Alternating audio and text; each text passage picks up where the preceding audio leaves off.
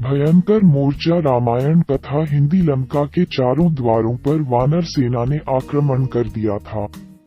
राम लक्ष्मण, सुग्रीव, जामवंत और विभीषण के नेतृत्व में वानर सेना ने उत्तर से आक्रमण किया। रावण की आज्ञा से उनकी चतुरंगिनी सेना चारों फाटकों से निकली पड़ी और राक्षसेंद्र रावण की जय बोलती हुई वानर सेना पर टूट पड़ी। बंदरों ने उस पर पेड़ और पत्थर बरसाने शुरू किए। दुर्ग की खाई उनसे पट गई। बंदर किलकारी मारते हुए कोट पर चढ़ गए और राक्षसों को पकड़ पकड़ कर नीचे फेंकने लगे। दांत, नख, धप्पड़ और घूंसा उनके हथियार थे। राक्षस उन्हें शूल और तलवारों से काट रहे थे। हाथियों के चिंघाड़ने, घोड़ों के हिनहिनाने और रथों के परघगराहट का कोलाहल चारों ओर भर गया। दोनों ओर के बहुत से वीर मारे गए।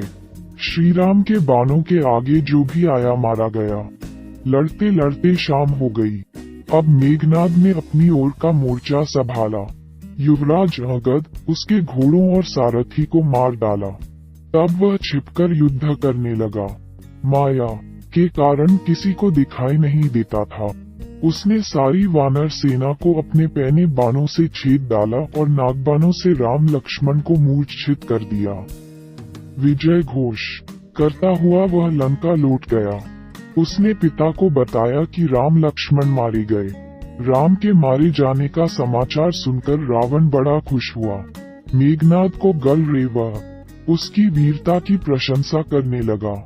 अशोक वाटिका से राक्षसों को बुलाकर रावण ने कहा कि पुष्पक विमान में सीता को ले जाकर दिखा दो कि राम और लक्ष्मण मारे गए। वे अपनी आंखों से ये दृश्य देख लें। राक्षसियों ने रावण की आज्ञा का पालन किया।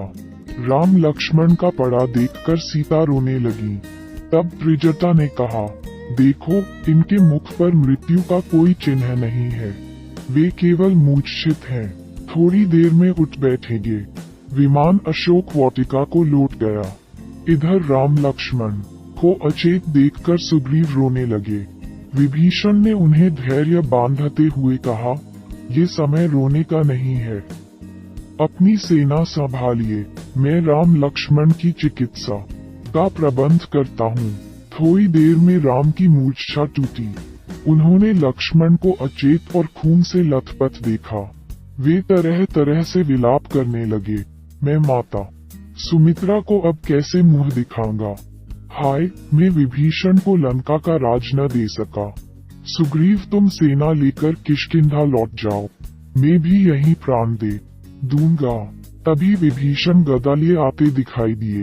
वानरों न समझा कि मेघनाद फिर आ गया। उनमें भगदड़ मच गई।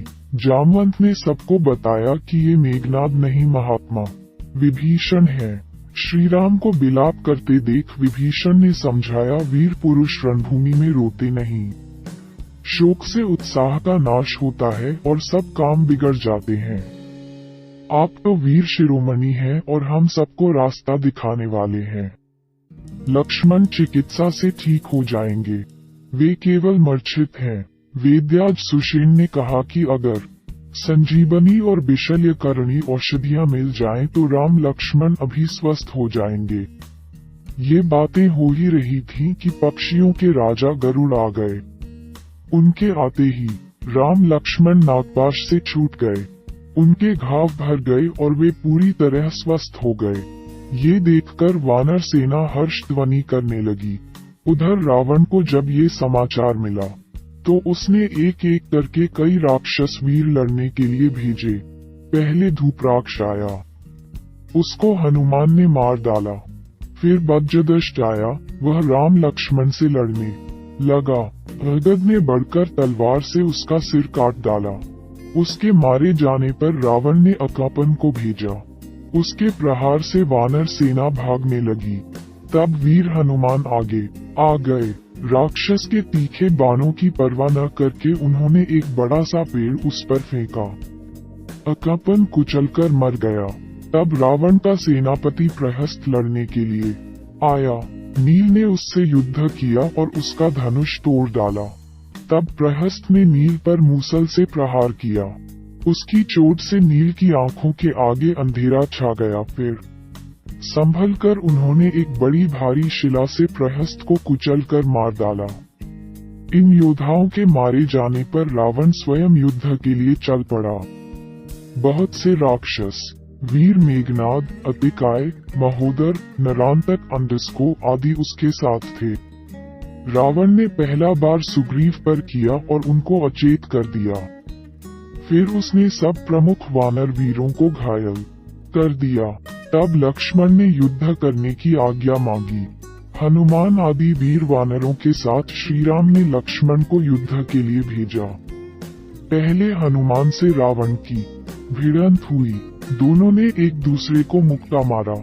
मुक्के की चोट से रावण लड़खड़ा गया और हनुमान के बल की प्रशंसा करने लगा।